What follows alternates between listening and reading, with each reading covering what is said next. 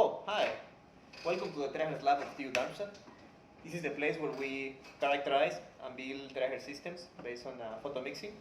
And today I will present you and show you the demonstrator, or one of the demonstrators of the CELTA project, the Photonic Vector Network Analyzer. So this is the actual demonstrator, the Photonic Vector Network Analyzer. As you can see, it's composed of 4 photomixers, 2 acting as transmitters, which are these 2, and 2 acting as receivers, which are these 2. Depending on which transmitter is active, one receiver will receive the reflected signal and the other receiver will receive the transmitted signal, and vice versa when the other transmitter is on. You can also see 2 sets of polarizers, and they are used in this case as directional couplers. So they allow the THz beam to be splitted in 2 different directions, so the reflection and the transmitted beam, in order to get the reflection and the reflected and transmitted signal. Next, we have the optical system driving the 4 photomixers, and that starts with a fiber coupler that splits the laser signal in four different channels, with 4 different fibers, and that is done with this fiber coupler. In order to provide enough laser power to each of the 4 photomixers, we use a EDFA, an Erwin dot fiber amplifier, that, as you can see here, is providing around 130 milliwatts. That means that each of the photomixer is receiving around 30 milliwatts of power. The 2 lasers that drive the EDFA are shown here.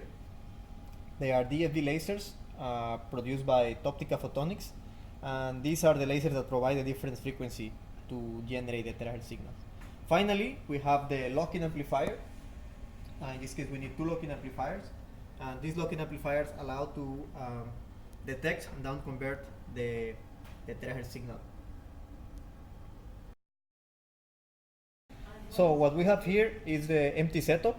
So the signal that you will see is mostly transmission. The reflection will be very low because, of course, there is nothing to reflect, and you can see that here. So the screen right now is showing the detected signal, the detected transmitted signal, so the transmission port, at 300 GHz. The fringes that you see there are due to the fact that the frequency is being swept, and therefore you get oscillations in the phase because the system is working in a harmonized manner. And here what you see is the reflection port, so what is being reflected in the empty setup. As you can see, the reflections are very low, due to the fact that there is nothing to reflect. What I will do next is to introduce a reflector, so a piece of metal that you can see here, that will act as a reflector, and then you will see the change in the reflection port at 300 GHz. So we will introduce it here, and as you can see, there is a big increase in the reflected signal. So this is still the reflection port, and you can see the increase due to this reflection. The metal is now reflection, and the increase is quite noticeable, as you can see. So the system can actually be used to measure reflection and transmission at the same time.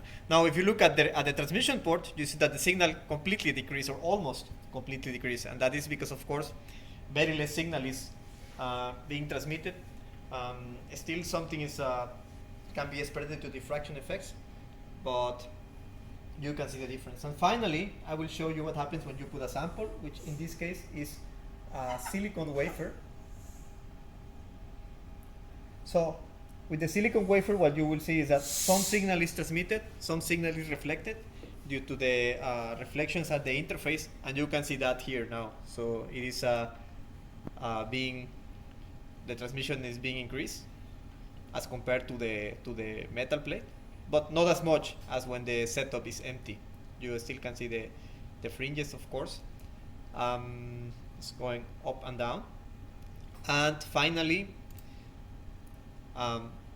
you still have some reflections, of course less than when you have the metal plate, because the silicon wafer does not reflect as much as the metal plate, but still, due to the change in interface, you have reflections. So you can see here the difference in the This is with the silicon, and this is with the metal plate. There is quite a difference. And we can have a look again at the setup so that you can see how we could change from the silicon to the metal plate by just moving this sample holder on the rails. So you can easily move now to the metal plate again. Yes. And then you see the increase in the reflection. So this is the demonstration of the VNA at 300 GHz. Of course, you can increase the frequency, and you can also use the other transmitter to get the other two parameters, but in principle it's the same. There is nothing different. And with this, I would like to conclude the video. Thank you very much for your attention.